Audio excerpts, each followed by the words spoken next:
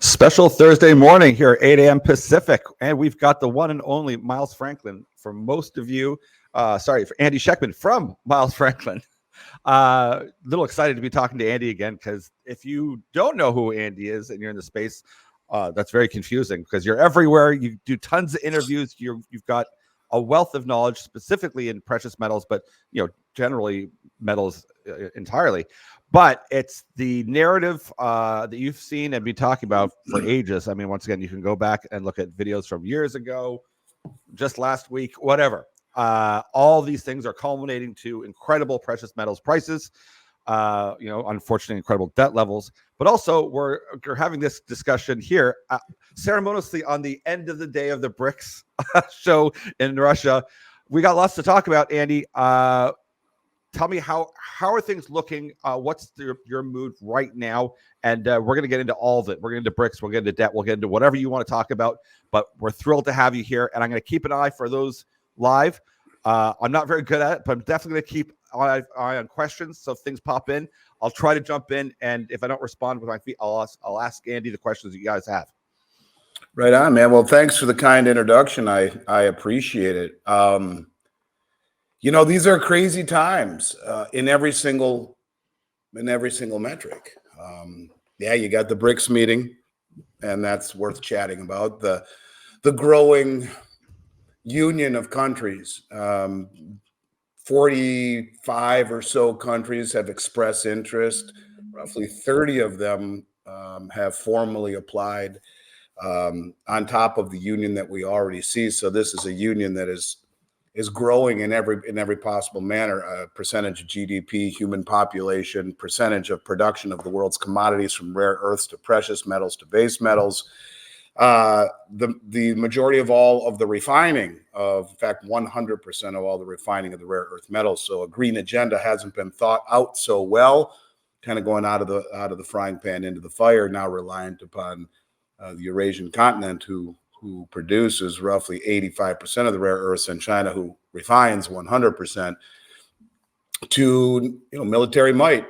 Three of the four largest nuclear arsenals on the planet. Trade routes, both on sea and on land and on sea. It's a growing chorus of countries that is gaining dominance and legitimacy in every step of the way. We could talk about what's going on at home. A country that is creating $100,000 worth of debt every second. As crazy as that sounds, every second. 1, 2, 3, keep on going, 4, and then that's $1 trillion roughly every 90 days. It took over 200 years to do that the first time. When you talk about the level of fiscal irresponsibility, Andrew, you're talking 31,688 years ago was a trillion seconds. And then putting it all together with the weaponization of the dollar, with the questioning of the ideals or the culture of this country, the lawlessness in the cities, the judicial system, the electoral system, the immigration. This isn't lost on the rest of the world.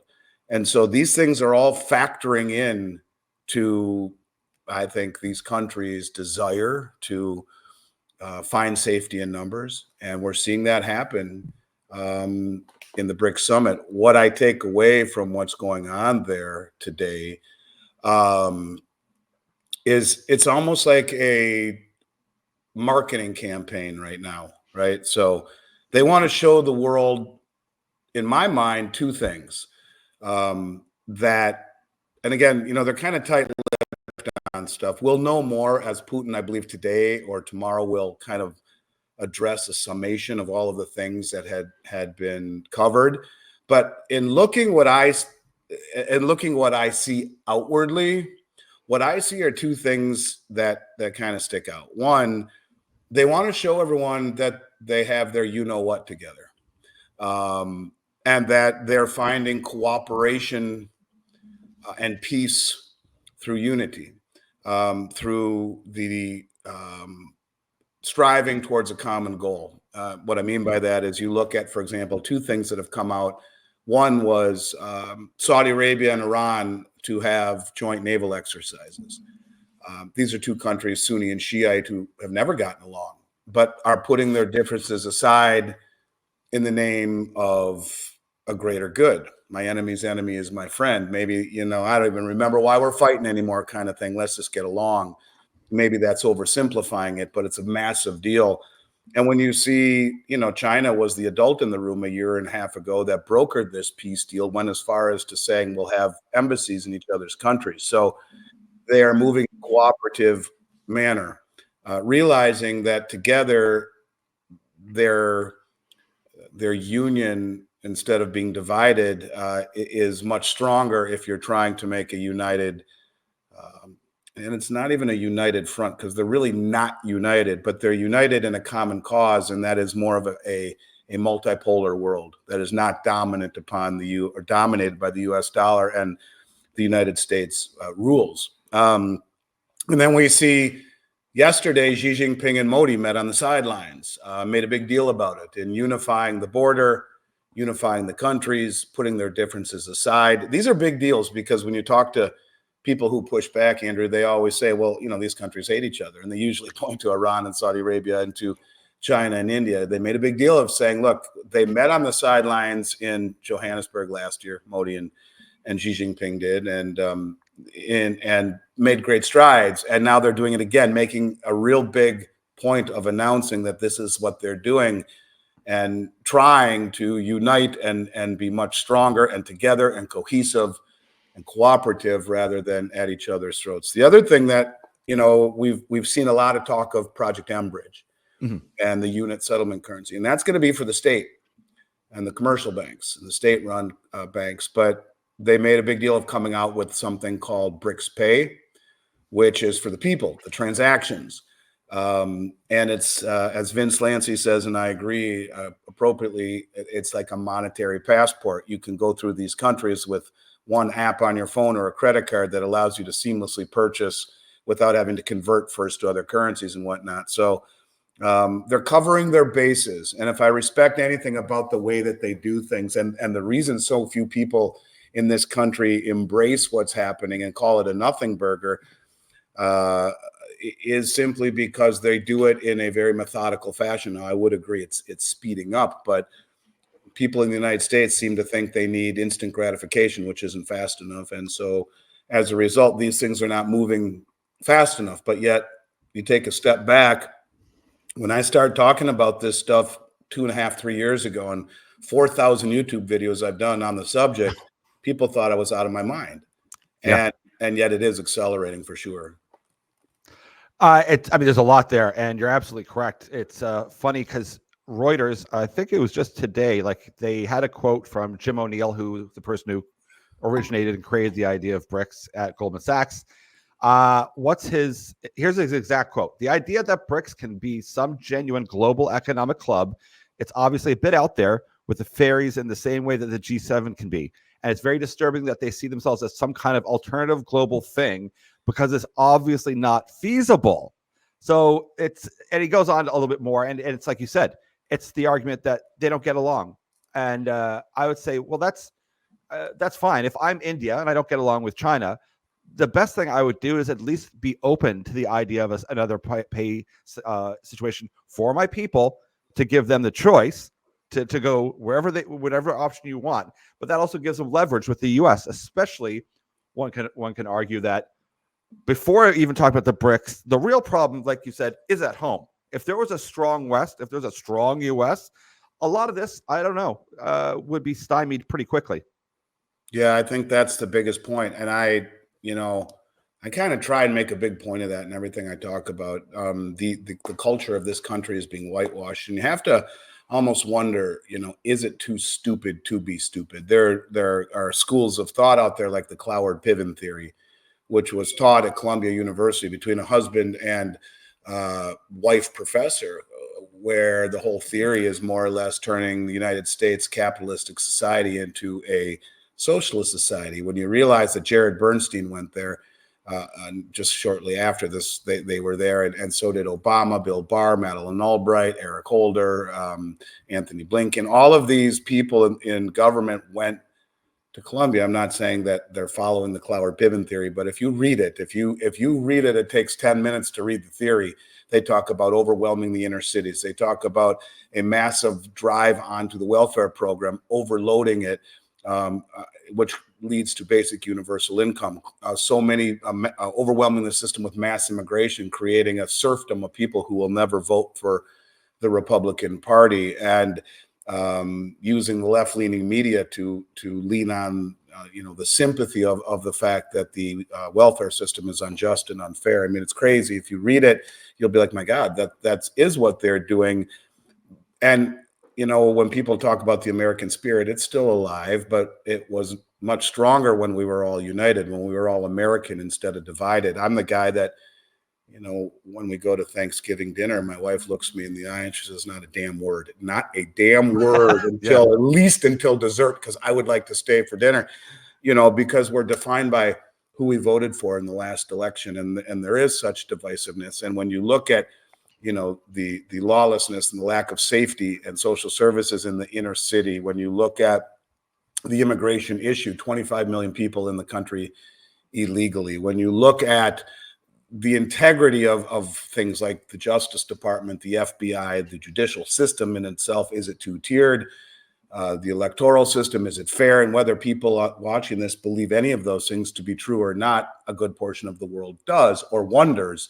And that lack of integrity, that lack of trust, as Vladimir Putin said not too long ago in St. Petersburg, a few months ago, he said, look, the Bretton Woods system is dead, which it is. And the dollar is based upon trust.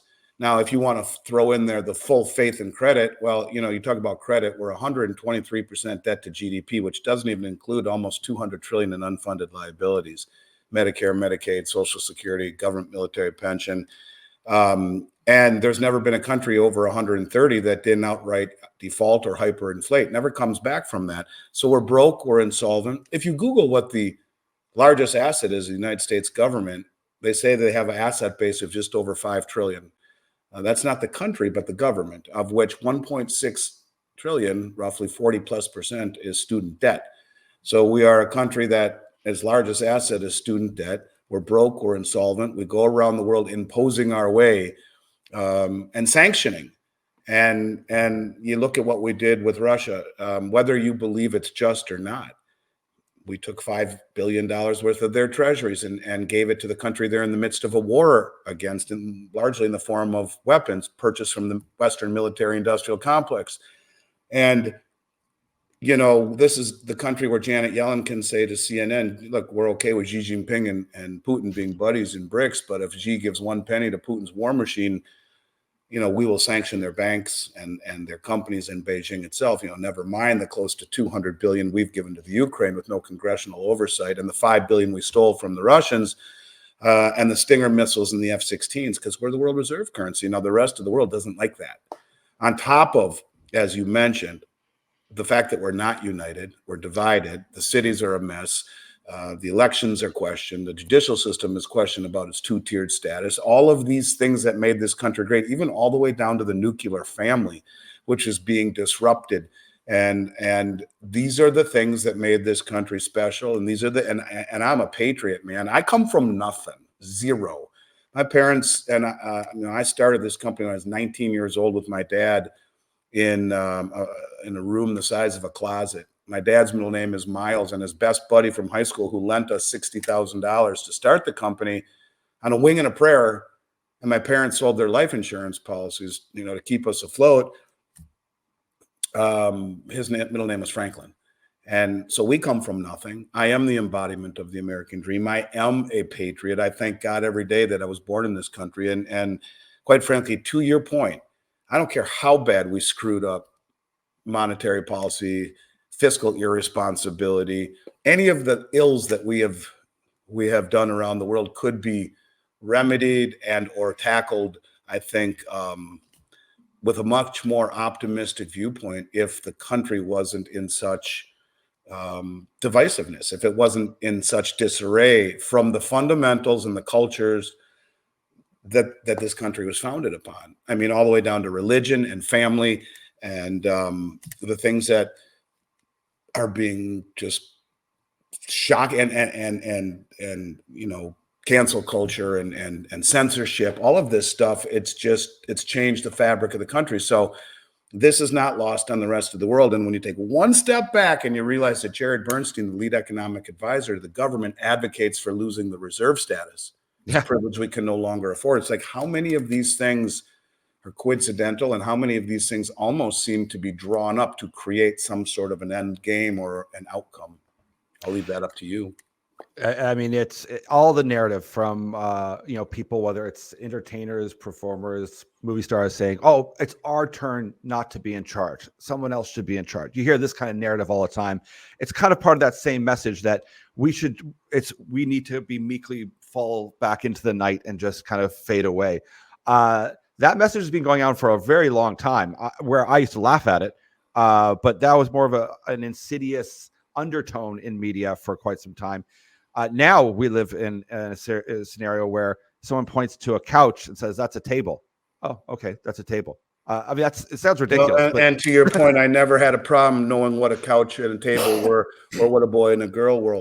If you would indulge me for one moment, and I wanted to thank Forbidden Planet for the comment. I don't flip flop. I've never flip flop. In fact, I'm redundant to a fault. But as far as you know, having a hard on for silver and gold, I will simply say this.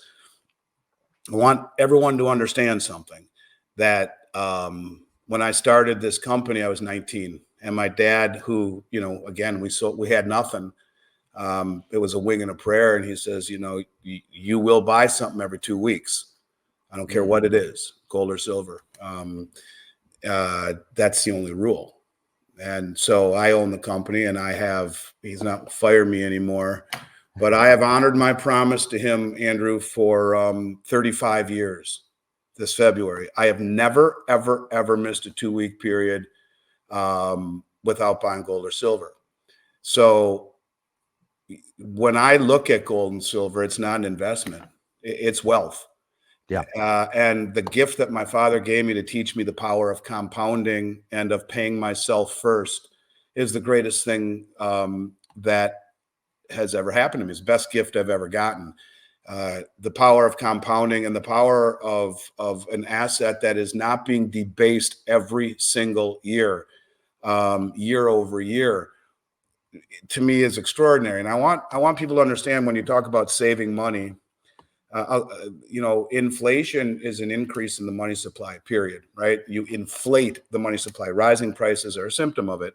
I did an interview 2 weeks ago. I'm the U.S. contact for Glint. It's a MasterCard connected to gold held in a vault in Brinks, Switzerland. Amazing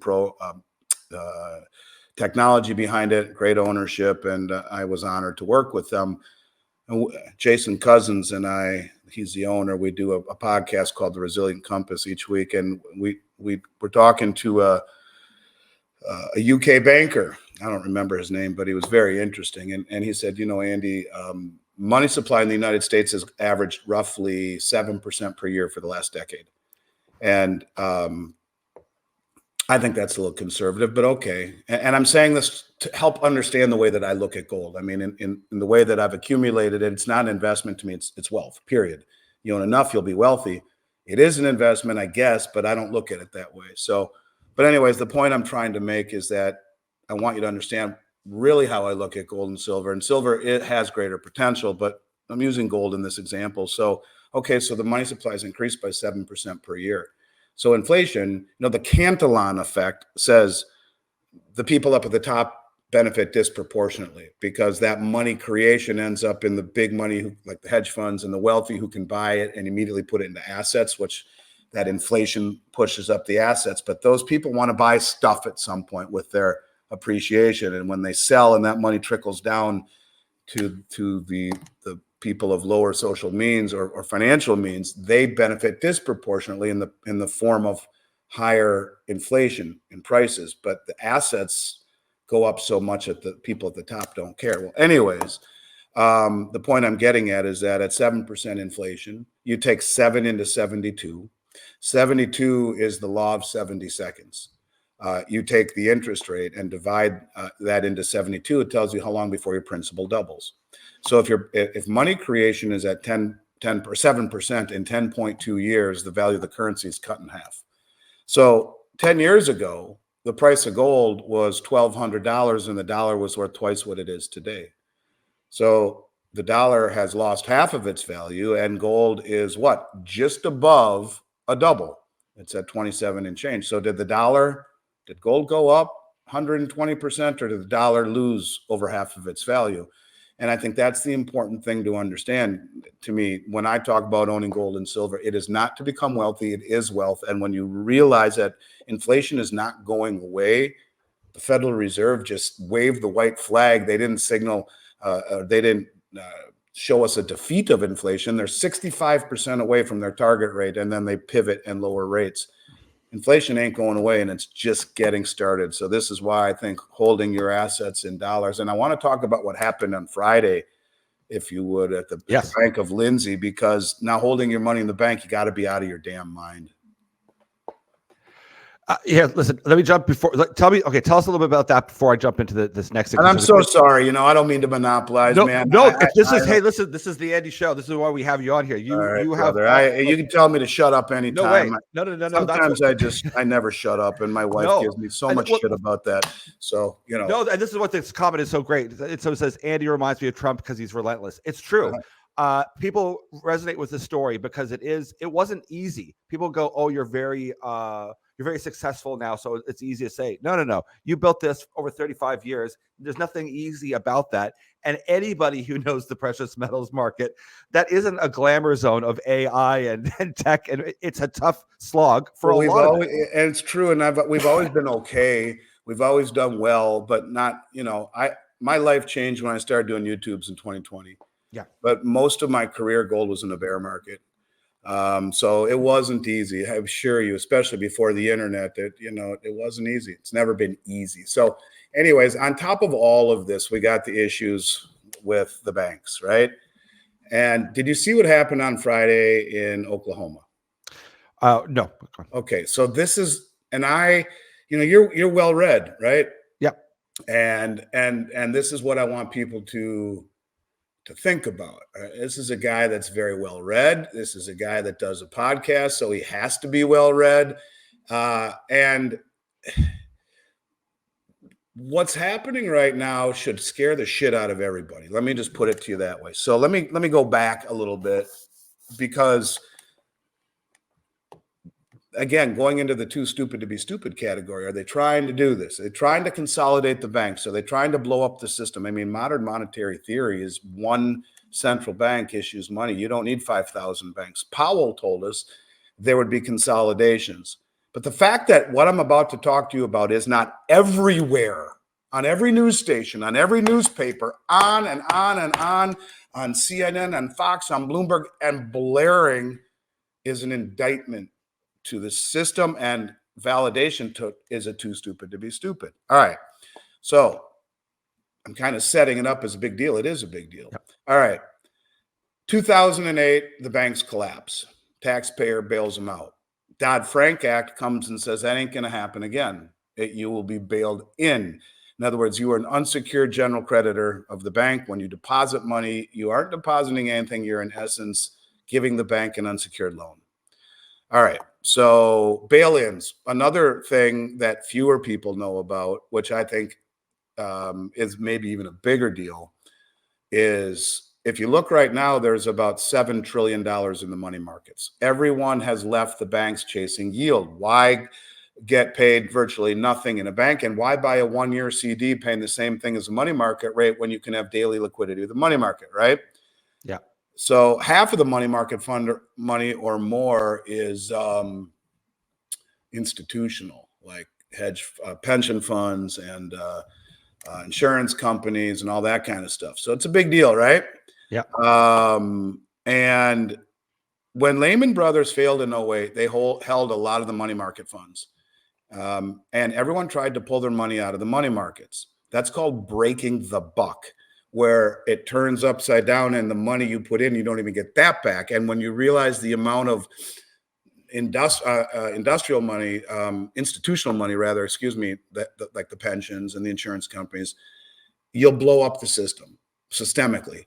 And so inside the Dodd-Frank Act, two things that people should be aware of, and you can Google this and read it. One is money market gating. The shit hits the fan again, and you think you're safe, and you know, no problem in the money market funds. You're not. You'll be gated. You can't get out. And I did an interview with Dunnigan Kaiser last night, and he talked about having money in '08 in TD fund, and it's a special money market fund, a prime money market fund, and you know that everyone get a great rate of return. It's safe. He's never gotten all of his money back since '08. He was gated, and he's gotten a little bit back here, and here, and he's still about 20% away from getting all of his money back from TD Bank. You can go watch it. It was last night with Liberty and Finance. It was a live stream, and he's one of the most honest guys I know. But they impose money market gating. All right, so you put your money in the money market, things start to break. You will ride it down with everybody else. You cannot get out, and there is record money in there. It's almost like they're trying to pen everybody in and let this happen. All right, so now let me get to what happened on Friday, and because I believe what happened on Friday was the first bank bail-in, and yet nobody knows about it. And it's almost like they're just throwing the test case out there, the trial balloon. Hey, we told you. I want you to also understand that this bank only had roughly 7 million in uninsured deposits. But before I do that, it's ironic it happened in Oklahoma, because when Silicon Valley Bank and Signature Bank failed, they were bailed out illegally. Now, maybe it's because Oprah Winfrey and all the tech startups and all this big Hollywood money were in these banks with hundreds of millions in uninsured deposits. There was an inquiry by the House of Representatives, and the senator from Oklahoma said to Janet Yellen, you know, Madam Secretary, you just bailed out Signature Bank and Silicon Valley Bank, and that's illegal according to the Dodd-Frank Act. What am I missing? Janet Yellen says, you're right, Senator, we did, but it was an uber majority vote between myself, the FDIC, the FOMC, which is the Federal Reserve, and the President of the United States. We deemed that these two banks were systemic enough to where if we didn't bail them out, it would brought down the whole system. Now, it won't be at the burden of the taxpayer. It'll be on FDIC, which is a scam in and of itself. They have 148 billion of assets backing 18 trillion in deposits, about 7 cents on the dollar. So ironically, the senator from Oklahoma says, so does that mean if a bank fails in Oklahoma, my constituents will be made whole? No, sir. It's not the case. In fact, they are unsecured general creditors. They will be bailed in unless it's another uber majority vote. So the banks that have failed subsequently, you'll remember, have been either gobbled up by a bank like JP Morgan, who completely consumes it, or other regional banks. And we haven't had any problems yet. But that brings me to Friday. All right. I'm going to read this so that it sinks in a little bit, and then we'll go any direction you want. I'm going to shut up and take whatever questions you want. All right. Friday. This was last Friday. The First National Bank of Lindsay, Oklahoma, was closed by the Office of the Comptroller of Currency, with the FDIC appointed as receiver. The OCC acted after identifying false and deceptive bank records and other information suggesting fraud that revealed deception of the bank's capital. The OCC also found that the bank was in unsafe or unsound conditions to transact business, and that the bank's assets, keep this in mind, this is one very important point, the bank's assets were less than its obligations to its creditors and others. Okay, remember that. Assets less than its obligations to its creditors and others. The OCC is referring the matter to the United States Department of Justice, which has a wide variety of tools to hold individuals accountable for criminal acts and to focus on victims in all of its matters. Okay, great. Good so far. To protect depositors, the FDIC has entered into a purchase and assumption agreement with the First Bank and Trust Company based in Duncan, Oklahoma, which will assume the insured deposits of the failed bank. Okay, the insured deposits. Remember, they have 7 million in uninsured.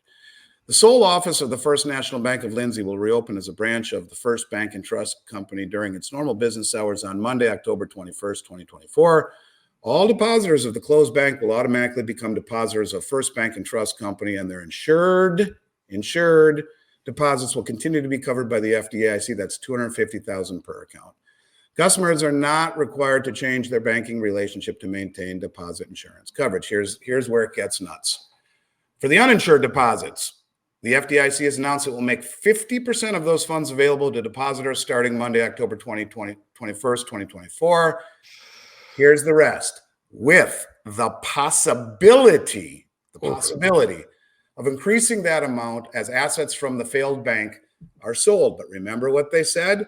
That the bank's assets were less than its obligations to its creditors and others. So they're saying, well, you might get the other. So you have $1 million in that bank. You just bought a house and you're on contract. Boom, the bank fails. All right, 250 is covered. That leaves 750 uninsured. You're getting 50% of that. And this is only a bank with 7 million in uninsured. Silicon Valley Bank had hundreds of millions. Yeah. So, okay, so you of that 750, you get half of it, 375 plus 250 is 6.25. Right? That other 375, say bye to it. You have 4 years to maybe get it back. And I did an interview with David Morgan yesterday. He said, well, I'm pretty well versed on this, Andy. It's my understanding that that other part, if you get it back at all, will be in the form of bank stock of the new bank. So, you want to talk about trigger points. Where do you keep your money anymore? Money markets aren't safe. You get gated. The banks aren't safe. You get bailed in. Stock market is massively overvalued. The bond market is a disaster waiting to happen. And so when you talk about having a hard on for gold and silver, I guess that's fair. But to me, it's wealth. Where else do you put your money? Where do you put your money that is safe anymore, that pays anything? And when you look at gold, it's averaged 9.9% per year for 25 years. It's doubled the performance of the 10-year Treasury, and it's just slightly eked out over the S&P 500 at 9.9% versus 9.6%. That's with dividends reinvested. You put your money in real estate at sky-high valuations and rising interest rates. Good luck on that. Where do you put your money? I suppose some would say cryptocurrency. Okay, fine, but I don't think it's ever been more important to be a contrarian. I don't think it's ever been more important to be unconventional. So with that, take it away, brother. I'm going to shut up. No. I'm going to get you going again because we're learning a lot, and this is why you're here. Because you're putting in so much time since 2020 to teach people, and that's what this really is.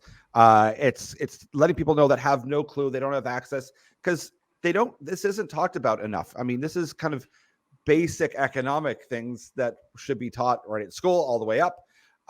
And it sounded wild 3, 4, 5 years ago, but it's literally playing out as we move along. And I think for a lot of people, that wake up is painful. It's like, no, this can't be happening. I don't think that I'm not reading it right, or it's just a small bank. I'll never do it at a big scale. But it makes sense too when you think of in the context of everything we've talked about, why every mainstream news article is about like go to the dollar. Like, yeah, just go get money market funds, be safe, have some money, on standby in your savings in near cash. In the East, they would say go buy precious metals. But for some reason in the West, it's no. You don't want to do that. It's not an interest-bearing solution. So you're not going to get that offered by a lot of brokers. They'll go, no, there's no coupon rate on that, so we don't want to do it. Yeah, well, it's double the performance of the 10-year Treasury, yes, and with no counterparty risk. And so I could give you so many examples, Andrew, that are shocking. I mean, and you're right. That's what they say. Look, if you would have go back to 1960 and the average price of a house was $17,000, gold was $39. So grandma and grandpa say, should we take that 435 ounces of gold we have? 39 into 17,000 is 435. So should we take that gold that grandma and grandpa left us and buy this house and have no debt, or should we put it under the mattress for Andrew when he's born? And it won't earn any interest. So there it is under the mattress. They decide to take out the mortgage and put the gold under the mattress, earning nothing but dust for you. And you're talking 64 years ago.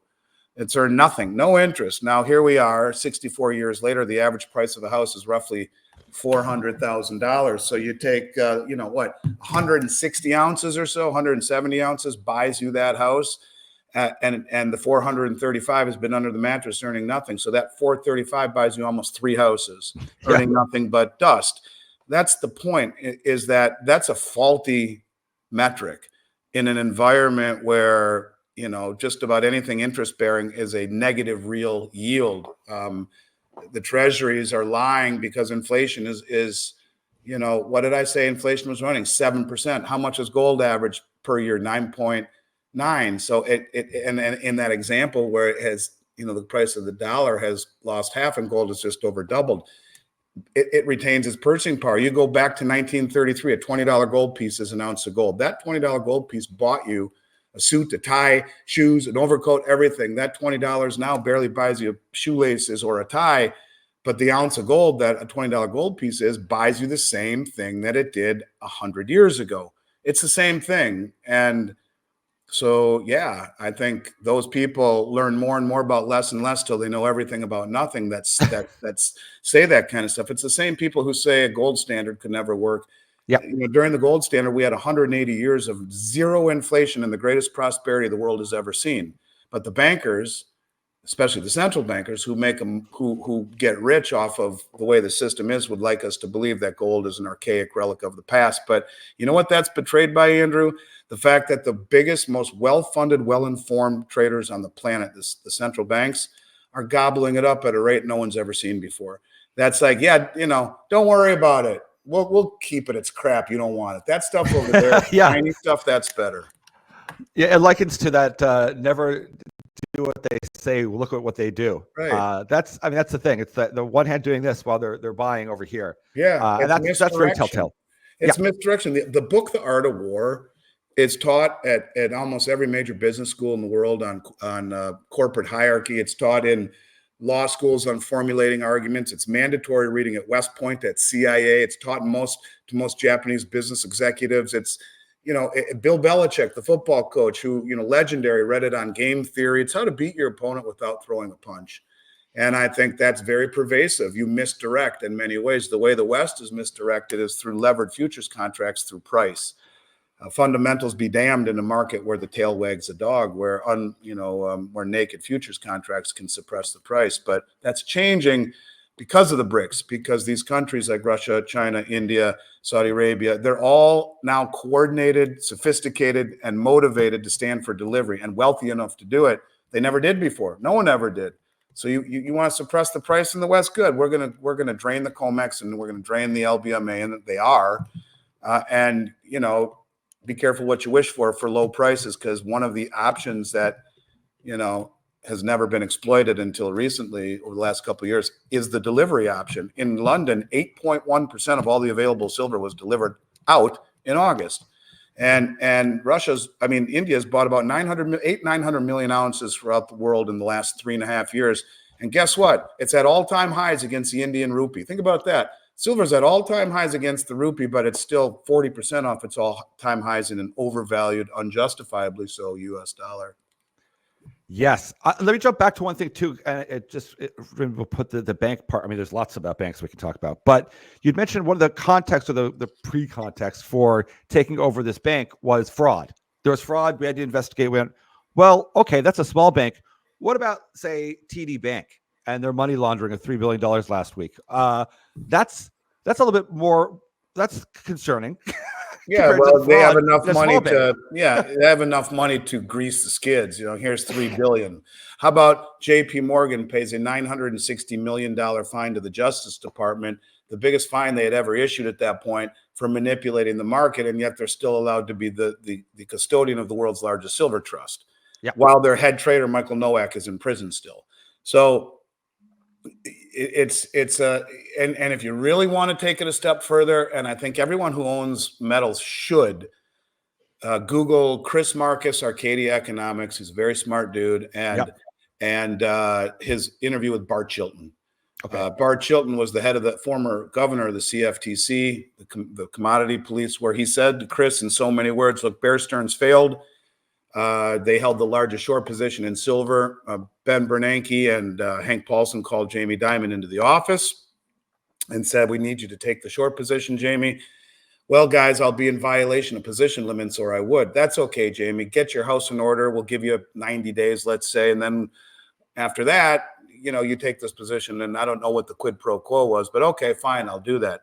At the end of the time period, Bart Chilton went into his supervisors, which at that point would have been Bernanke and Paulson, and hey guys, not only are they not in, they're violating our agreement. They haven't shortened their short position. They've in fact increased it, but they're in violation of antitrust law. They need to be prosecuted. Back down, Bart, he was told. It's a political decision. Well, Bart admitted this. He admitted it on Andrew Maguire's show and then on Chris Marcus's show, and he died a week later. Now, I'm not saying that there's a coincidence. It could just be coincidental. I'm not saying there's a link between the two, but he admitted it. Maybe he was just clearing his conscience. I don't know. But he basically said that he was told to back down even though they were doing this. So, there's a very thin line, Andrew, between conspiracy and reality.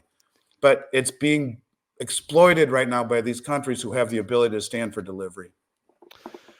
Well, there's a lot to go into. Chris Marcus is great. I always encourage people. He's a friend of the show. He's brilliant to talk to. He's so knowledgeable about markets, but he was a trader. Anything about silver. Same, of course, with David Morgan, who you mentioned. But okay, wow. This, as I kind of thought, really, BRICS is important. It's showing that this is a developing problem, but it is that context of what's going on at home. And if I was to even try to take the other side and say, we've had problems before. We had 2008, and even if I admit that we pushed the problem forward, we still look what happened to the teens there. We did great. Everything was wonderful. Leverage works. All these kind of ideas that, or AI is going to be the future. It's going to save us, and the metric we'll get off that will clear up all of the issues that we have with overvalued, with any debt, with any of these types of things, and we'll march happily along. That seems to be part of the message that is put out on CNBC. But that, I mean, it's very, in a market that doesn't love precious metals, and I think you would say the West as a whole doesn't love it as it should. It's having an exceptional run, and it's telling us something very different about inflation, about the debt, about what's happening. I think that's a lot of just comment I've made there. But I want to address it. I mean, because that's what drives me nuts when people say that crap, because they don't do their homework in the respect that, okay, let's go back to 08. When the forest fire, you live in Vancouver, and one of my favorite places in the world, and Stanley Park. And all the forests, Vancouver Island, and if there was, even though it rains so much, probably never has a forest fire, but let's pretend there were, it would be the worst, saddest thing in the world. Animals would die, the plants and trees would be destroyed, but you'd come back 5 years later and everything would be healthier than ever, right? It's nature's way of cleaning out the underbrush, and as sad as it is, it's part of the ecosystem. 2008. The Federal Reserve's balance sheet when the great financial crisis happened was $800 billion. And, just as short, as recent as a year ago, it was $9 trillion.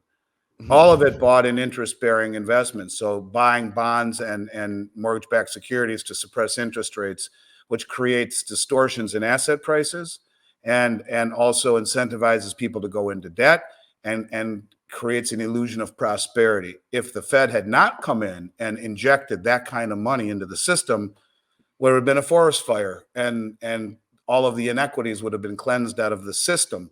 And for people to say, well, if you just would have left your money in, yeah, fine. Well, it's kind of like a guy going to treatment, and he's great, but he's been getting shot with heroin every year or every day for 15 years to maintain the facade.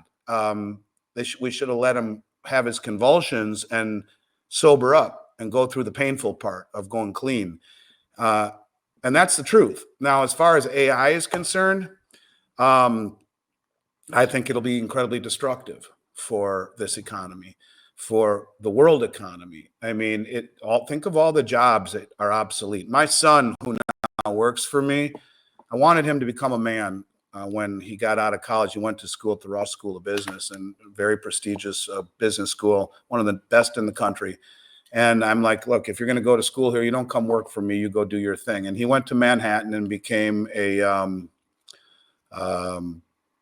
accountant. It's funny, they give you 70 grand a year. You're starving living in Manhattan on 70 grand a year because of inflation. Literally, if I didn't help him, he would have starved. He was living in a hovel with two other guys, smaller than my office, and barely getting by. But think about it. What does a company like Price Waterhouse need to give a young kid out of college 70 grand for to analyze the balance sheet of a real estate investment trust when AI can do it like that for free? What do you need even things like a radiologist for when you can ask the AI to do it? Yeah, you can have one guy validate all of the AI, reports. But my point of it is that I think AI will be much like that kind of technology, very deflationary. And I think that had the Fed not intervened in the markets, Mother Nature would have had her way. And in the end, Mother Nature always has her way. Like if you remember the old cartoons, where you'll be sorry when you mess with Mother Nature. And in the end, Mother Nature will get her pound of flesh. And it's like pushing a beach ball down further and further and further underwater. And if it slips out of your hand, it comes up and hits you in the chin, and you bite your tongue and the whole 9 yards. Well, that's what we have in store for us. The beach ball's coming, just a matter of when, and with what's happening, probably sooner than people would like. And it's odd that people can't seem to see it. And if they do kind of think, oh yeah, you know what? That does sound like a lot of debt. I mean, we showed a chart yesterday of the Fed, not the Fed, but Fred, showing the rates. I think it was just over 100 at World War II GDP, debt to GDP, and yeah, we hit over 130 at one point. But like you said, we're around 128 or 125, somewhere around there. I mean, that's shockingly high, and maybe it's just people are kind of getting lackadaisical. I don't know, but even if you say, but look at this BRICS thing. And even if you don't believe the BRICS thing, and you're like Jim O'Neill, say all these countries don't like each other, they're still meeting. They still have developed products. They're creating alternatives, and they're not being stymied by doing it. And I'll throw in one other thing, because I find it somewhat humorous and interesting when we hear a lot of dispute about, there's going to be tariffs, which means it's going to be inflationary if Trump wins. But at the same time, we've got the tariffs on electric cars, which is one thing. But we also have, as of today, the U.S. coming out saying we're going to want to put a stop to palladium, titanium, and nickel from Russia. So because you guys met in BRICS, because Putin's out there and he's saying all these things, we're now going to want to stop that. That's pretty inflationary as well. Well, and I mean, palladium and platinum. Almost all of it's mined in South Africa and Russia. So, it's cutting off your nose to spite your face. Yeah. You saw what happened in the nickel market with the shortage in the United Kingdom on the London Metals Exchange a year ago. And these are all, strategic metals. It's stupidity. And when you talk about Trump imposing 20% tariffs across the board, I like that better than, pointing to one country and saying, I'm going to put it on you, but at least it's all of them. But it's that type of business model, this punitive model, that is making the countries more apt to join together in the BRICS. It's almost like crystallizing their resolve. So neither president is addressing the situation, really. The reason I want Trump over Harris, the real reason is because the socialist drive that we're doing is destroying the country in many ways. Look, you could just be pragmatic and say she's the border czar. They've let 25 million people in the country. If 1% of those people are pissed off at the United States, that's 250,000 angry people. If 5%, it's 1 million. That's a standing army. Yeah. And, you can say what you want. You see the stupidity of the ABC news anchor talking to Vance. Everyone's making such a big deal about these apartment. It's only 3 apartment buildings that have been taken over by Venezuelan gangs. Yeah. He's like, do you hear what the hell you're saying? There's only Yeah. 3 apartment buildings in the United States that have been taken over. I mean, this type of ideology needs to end. And we need to go back to the ideals. Heaven forbid that we actually do things like, respect authority and yes, sir, yes, ma'am, hold the door, say a pledge of allegiance, take the wokeness out of the schools Yeah. and where you're identified and respected by your merit, how hard you worked and what you have achieved. It's equal opportunity rather than equality. And, I am an example of that. I come from nothing. I wasn't a good student. I was a good athlete. And I was going to play college baseball. I hurt my knee. But I took advantage of an opportunity. I mean, I didn't even graduate college, and yet here I am because I've worked very hard. I had equal opportunity. No one gave me anything but an opportunity. And I think those are the ideals that incentivize ingenuity and entrepreneurship and hard work. I outwork people. I'm not Peter Schiff. I'm not smart like that. I just outwork people. Yeah. And I try to be sincere, but that's what this country was founded on, Andrew. I'll get off my soapbox, but these are the really important things that I don't think are lost on the rest of the world. The rest of the world is not as inspired to emulate the United States as they once were. And that culture of that belief system that you've just mentioned is actually attacked openly often, which is still in my mind, it's baffling because the narrative is they're like, no. There should be a quality of outcome, and it's for me. It's I can see how it's moved so fast, at how that implementation of the system to encourage through schooling to post this narrative, but it is still odd to think like that's what made, in particular, the U.S. but the West was this pioneer spirit. Listen, if you outwork and you really really go after it, there's no guarantee in life, but chances are something's going to work out because you've got that oomph, you've got that fire. That is not the message that's told to people anymore. It's sad, and that's being vilified. Worse yet, Yes. You shouldn't be that person, and not only that, maybe the best person shouldn't win. Like, because we have to have an equal number of of minorities or whatnot. And look, I am all for, treating everyone the same in terms of the way I interact with people. But in terms of, your achievements, reflecting, your place in life, well, that's all an effort, a function of hard work. My father's best friend was a black kid who grew up in Watts, and ended up, running a division of 3M. And retiring an incredibly wealthy man. And he'd be the first one to tell you that equality is a bunch of nonsense. It's about equal opportunity. He outworked everyone. Didn't matter where he came from. Didn't matter that he came from the hood. He had the opportunity to outwork and outstudy and out effort people. And he ended up retiring a multimillionaire. So, I think that that's the ideal that this country was founded on. And again, it's not like it's being vilified in a respect that, Kamala Harris says, the people need to pay their fair share. And if I win, I'm going to double the corporate tax rate. I'm going to double the capital gains rate, and I'm going to impose a 25% unrealized tax on the wealthy. Well, get the wealthy. Well, a guy like John Paulson says, great, I'll pull $9 billion out of the market the minute she wins, and I'll put it into gold and cash because this is un-American. This is uncapitalistic. And you look at these are the people that create the jobs. These are the people that have the most to lose in that environment. What happens to the markets? It'll blow up the entire system. And she's also sticking a knife right in the back of the small business owner. Yeah. And so these are things, and saying that she'll give to like 2 million African Americans a $20,000 loan that is forgivable. In other words, you don't need to pay it back to start a business. Well, what if Trump said he'd give it that same thing to white people? It's the whole thing. It's just so nuts. No, it shouldn't be that way. It's illegal. Everyone should have the same opportunity.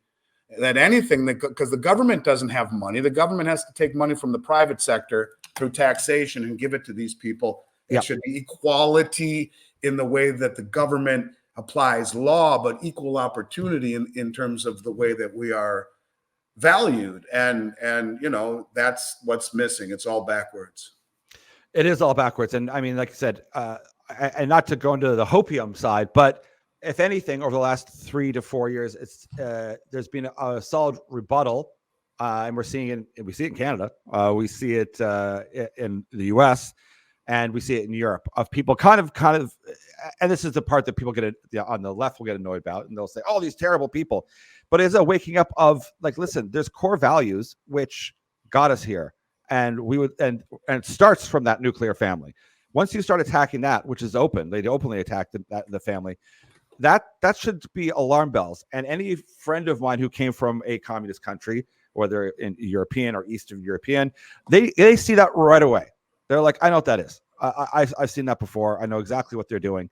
But for someone, especially in Canada, where we've been a bit lazy here, we've had it good. We haven't had a lot of problems.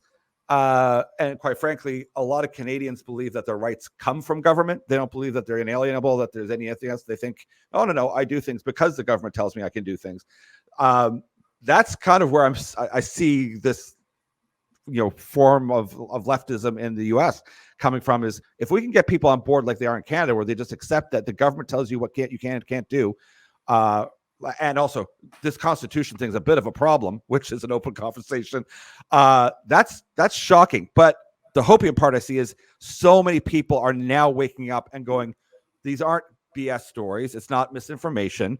It's right out there. If I just scratch the surface a little bit, do a little bit of work, I can go find all this out. No problem. Yeah.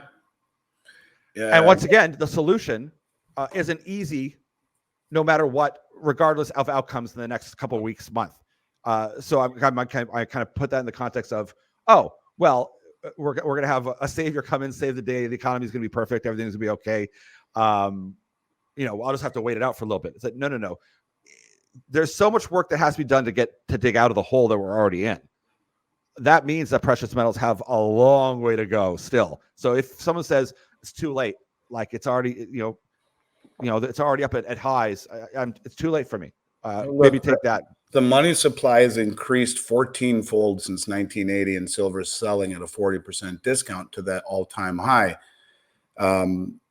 All of the asset prices, including the stock market and the bond market and the real estate market, well, those prices are all too high. Those were the ones that were allowed to inflate through suppression on the LBMA and the COMEX. Precious metals have never been allowed to find fair value. If you look at the COMEX, they have a short position of about between 750 and 800 million ounces, and which is a year's worth of global mine supply. And it's concentrated into 8 commercial banks. 8 banks hold the largest short position in any commodity ever traded in the history of the COMEX market. Am I able to share my screen with you by chance? Yes. Adam, can you allow Andy to share? I should just take 1 second. While we're doing that, it just reminds me of an article I saw. Was it the Jerusalem Post? Silver prices surge, banks face billion-dollar losses. 5 major U.S. banks face billions from massive short selling. I just want to fill up the time there before you start to share. Here, let me just see if I can do it here. I think I can do it. Let's see. Give it a shot to see if you can. I think you can. Just go ahead and share. Okay. Oh, no, I have to. It's not going to work on this stupid thing. Darn it. Is there an article that you want us to look up? No, it's let me just see if I can do it here. I don't know if I can. If I were on Google Chrome, I'd be able to do it, but I don't know why it doesn't let me do it on Microsoft Edge. It says I should be able to do it. Well, anyways, I'm sorry, I can't. No. But so in essence, what you have is 8 commercial banks that are holding on COMEX the largest concentrated short position in any commodity ever traded. Interestingly enough, number 2 is platinum, number 3 is gold, number 4 is palladium. But 8 banks are holding this massive short position. And on the LBMA, the position is between 4 and 6 billion ounces short. That's COMEX, what you read.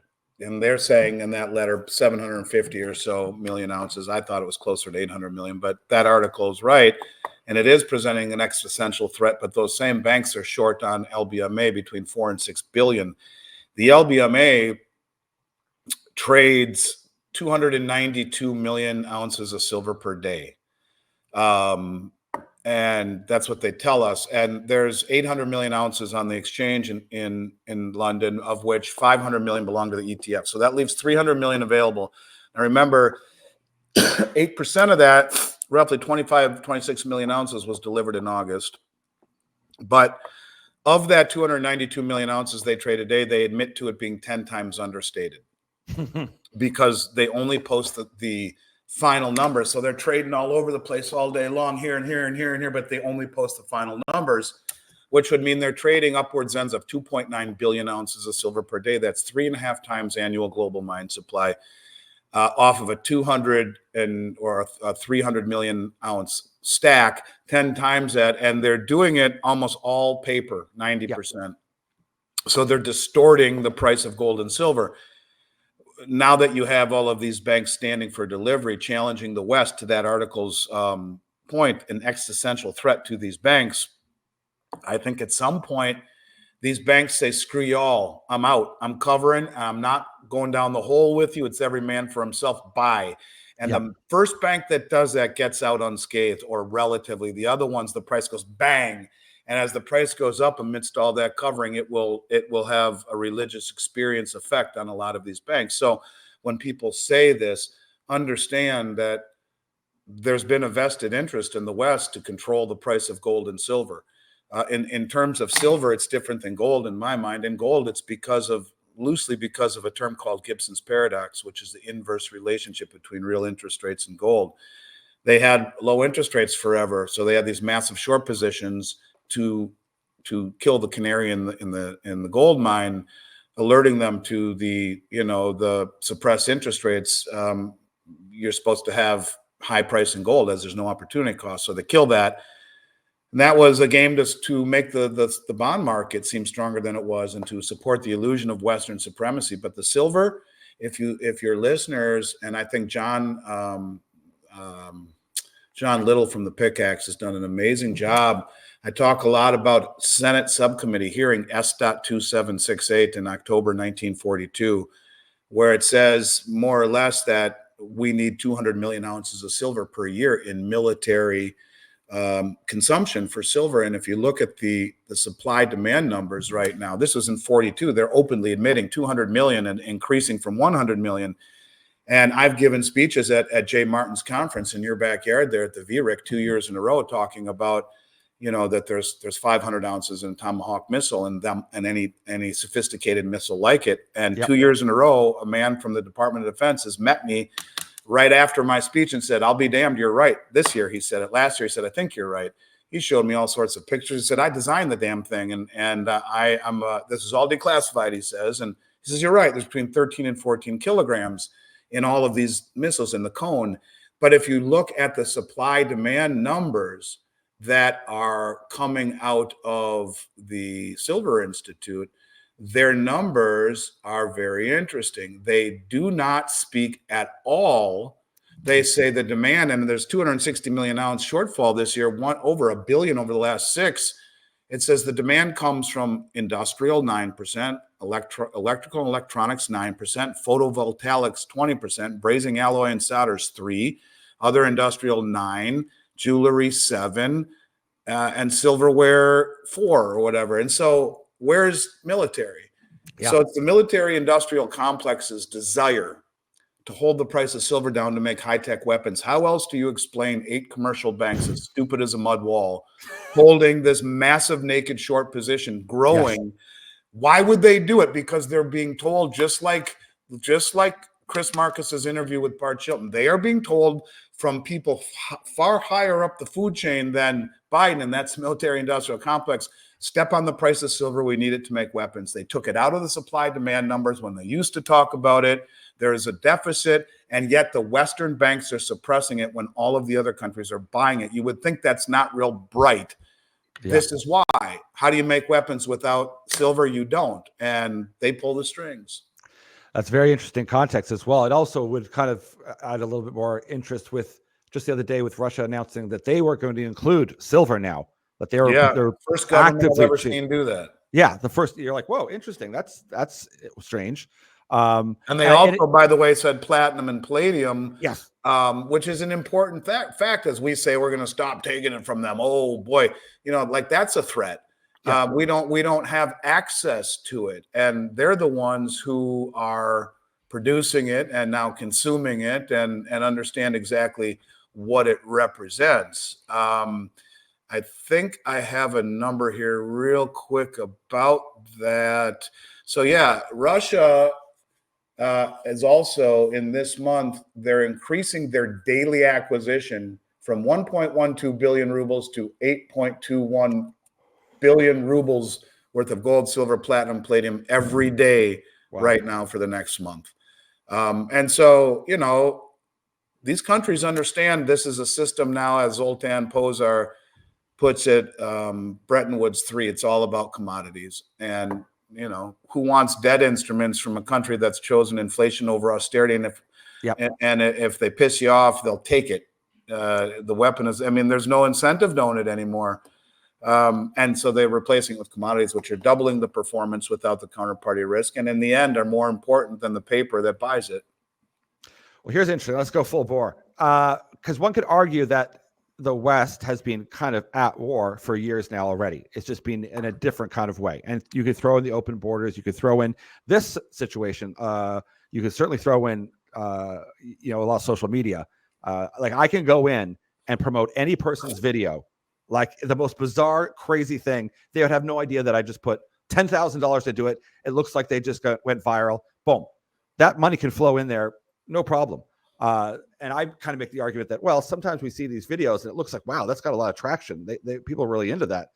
You can do that without anyone even knowing. And that makes a very handy weapon for social engineering or disengineering or discourse.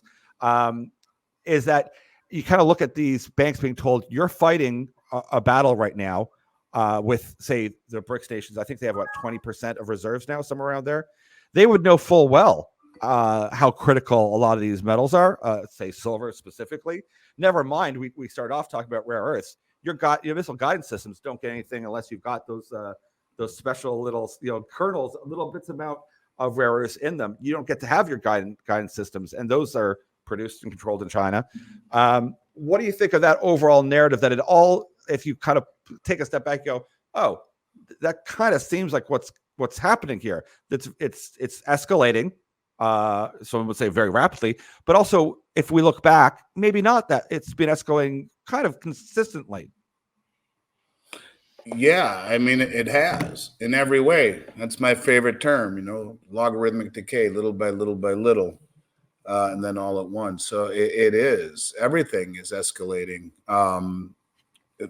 whether it be prices or rhetoric or severity or these things are all coming to a boiling point. And I think it's only going to get worse as people wake up to what's happening. For the first time, I think you may see that happen, whether it be with the banks, the insurance companies. Ultimately, this is when you realize that our lead economic advisor is trying to lose the reserve status. We've weaponized the dollar. We're printing it to oblivion, into oblivion. We've opened up the borders. We've destabilized the country. We have divisiveness. And you talk about the banks and all of these things. A year ago when Silicon Valley Bank failed and all these banks were dying because of the liquidity that had dried up, government came in and issued the BTFP, the Bank Term Funding Program. And guess what day it's set to expire when all of the money will be pulled out of the system? point? That'd be November 6th, the day after the election. And if you go back and look at a chart of what that will look like, it's almost the same thing in terms of liquidity in the system as we saw right before the repo market crisis in 2019, right before the market collapse in 2020, and then again, when they had to reliquify the banks through this plan. It's almost as if they could pull the rug on the entire banking system right at a time half the country is furious that they think the election was stolen, and create a, pardon my French, but a real shitstorm. Yeah. And I think that, again, there's a fine line between conspiracy and reality. But to Kathy's question, should you take not all your money out of the bank? No, but yes, it is at all-time highs against the rupee and the Australian dollar, and it's inches away from being at all-time highs in the Canadian dollar and the euro. People don't notice that because it's always valued in dollars, but I think having any more money in the account than it is guaranteed by the government, which is laughable, but any more than that, you're foolish. Dude, these are interesting times, man. And Yes. as the Chinese curse says, may you live in interesting times, and Yeah. I would rather know what's coming and have the ability to get out of the way of it than be blindsided. And the thing is, there are a lot of people out there that are very well read, maybe even more well read than us, Andrew, but just reading the wrong stuff. And Yes. therefore they have no idea what's coming, and they're going to get run over by it. So I think it's time to be a contrarian, or you'll be a victim, as Rick Rule says. And to have all your money in dollars, you're destined to go broke when this thing breaks.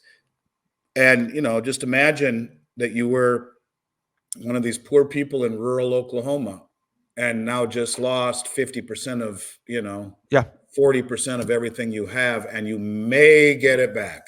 Maybe not, probably not, most likely not. No. You got 4 years to figure that out. But imagine that happens to a big bank like a TD Bank. Now, obviously, that's a Canadian bank, so not a good example, but maybe here in the United States, let's say it happens to a U.S. bank, like U.S. Bank, which is the name of it, which is not a commercial bank, but a very large regional bank based in Minneapolis, and huge. I mean, the Minnesota Vikings Stadium is U.S. Bank Stadium, and a big bank, but they have massive amount of uninsured deposits. You want to blow up the system, let one of these big banks bail in or money market gate.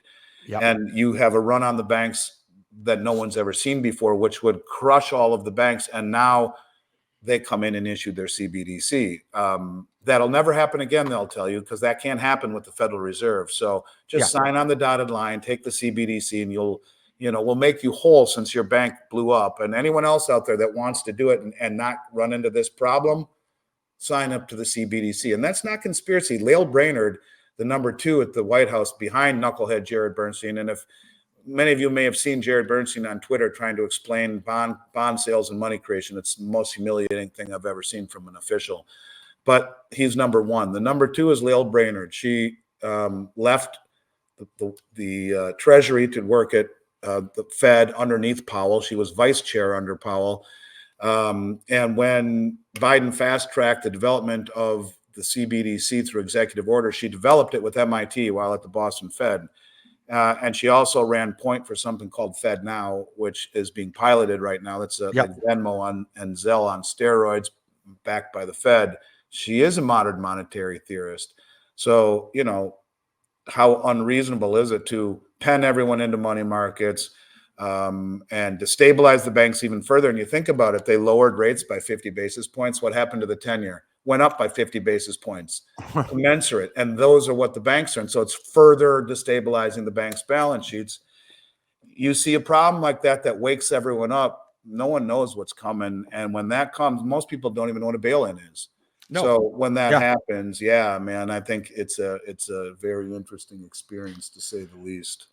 No, and I'm gonna let you go, because I would keep you for a couple more hours if I could, but I know you because we've got lots of things we could talk about, but I know you've got a day ahead of you. But I wanted to mention this because people should be concerned.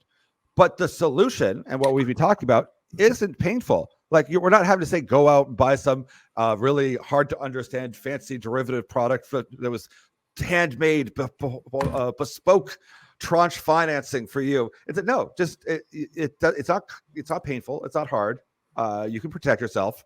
It's not hard to look up, to read about, to find out about. You can watch, like you said, 20,000 hours of you over the last years, helping to teach people, educate people, and showing the evidence, showing the data. And that is worth a lot. Whenever the solution, because someone will say to me, well, Andrew, what should I do now out of this? And we saw people ask, should I take my money out of my bank? And you answered that. It isn't hard. I mean, there's, go pick up some silver, right? I mean, how hard is that? It's not terribly difficult. So I think you want to get out of debt best you can, especially variable rate debt. Yes. I think you want to pay yourself first. And that's the lesson I learned, 35 years ago from my dad. It's like anything, Andrew. You want to get in shape. You don't go to the gym and work out really hard one day and say, I'm done. You work out every day or 5 days a week. You get regimented. It's the same thing with anything.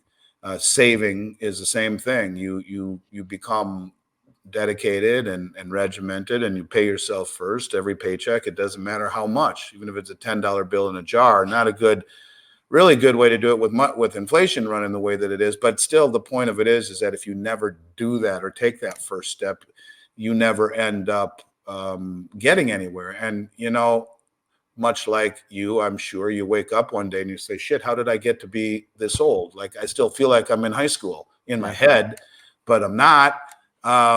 Where'd that go? How'd that happen? And my dad has a great analogy. He's like, life's like a roll of toilet paper.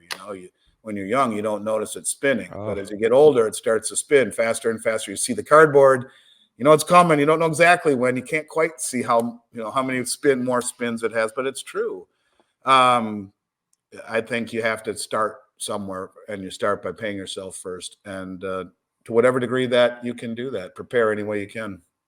And I say this, and although it might sound a bit too harsh and cruel, in every major situation, event, like that we're going through, crisis, there's an opportunity in there. So the more, and it's not too late, the more effort you put in right now, like starting today, to get yourself, whether it's in shape, get prepared for what's coming, do a little bit more homework, get interested, say, well, what's one way I can defend myself against this? That's going to be worth a lot because most people won't. And most people don't even know to go look. I mean, the mining / precious metals market is small compared to people who just flip on and look at what's Apple doing today. So there's going to be huge opportunity for those that have the gumption, or that, I would say, even that human spirit, which is always applauded, especially when people talk about America, especially that American exceptionalism, is that spirit of, no, I can get this done. It doesn't matter if I don't have a 140 IQ. I can get this done because there's enough belief. I've got enough effort and enough oomph. Especially with what we're facing right now, you don't need to be a rocket scientist. You don't.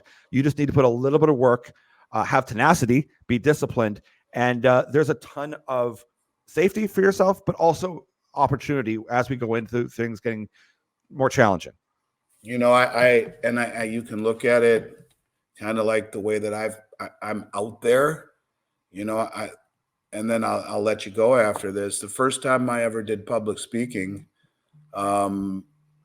it was in 2008 at a conference in Orlando, and I went up there with everything in mind, what I was going to say, and my mind went blank like a whiteboard. And I got off the stage. It looked like I'd been in a wet t-shirt contest. I had sweat so much through my shirt, I was drenched.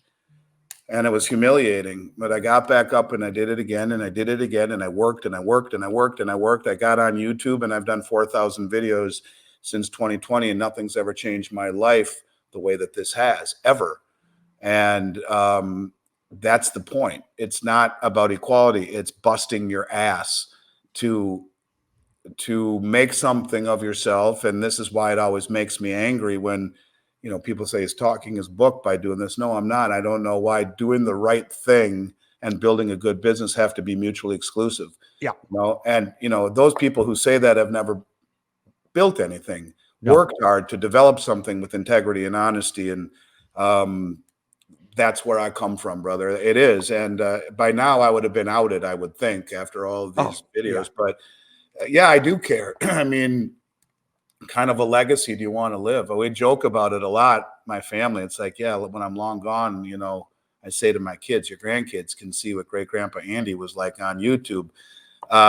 you know, you want to be known as a liar or someone who's full of shit or someone who tried their best. When we all meet our maker someday, hopefully that he says, you know what, you did a good job trying your best. Go on, you're in. I say that kind of tongue in cheek, but that's how I feel. Like, you know, make your mark on life and do it the right way, and good things happen. So to your point, that's why this equality thing pisses me off more than anything, because no one ever gave me anything. And it's through those ideals that I reached success. I don't know why anyone can't do it. So that's all I got. That's a drop the mic moment. Well, we love it, Andy, and we love Miles Franklin. Everyone reach out. If you've got questions, you can reach out to me. I can send them on to them as well. Watch all of the videos, the 4,000 videos, because it's a lot of hard work to get here. And it's not just about Andy's been right about most of these things for a long period of time. It's that the honesty and the fact that he's built a book over a long period of time, and people love and respect him because of who he is. And that makes a big difference. And that's how you can build a real business as well. You give people what they want. They're satisfied. They're happy. And we're seeing it, culminate right now. Not such a novel idea, brother. Yeah. Like how weird. Yeah. Like it's not, I just have to create some sort of app that I can scale. Make people actually want to come back. Yeah. That's how you do it. But anyways, look, man, I've enjoyed chatting with you, and, color me interested anytime you want to pick up where we left off. I'd be happy to. And you're a good man. Thanks for the kind words, and thanks for bringing me aboard. And let's chat again real soon. Do you by chance, are you at the Vancouver Resource Investment Conference? I am. Yes. Well, maybe we can we can pick up where we left off there in January, if not sooner, and maybe have a beer to boot after, and get to know each other a little bit better. Perfect. That sounds great. We really appreciate your time, Andy, and helping to teach us and educate our side over here and our crew. We really appreciate it. Pleasure is mine, man. You have a good one. Thanks for having me. Take care.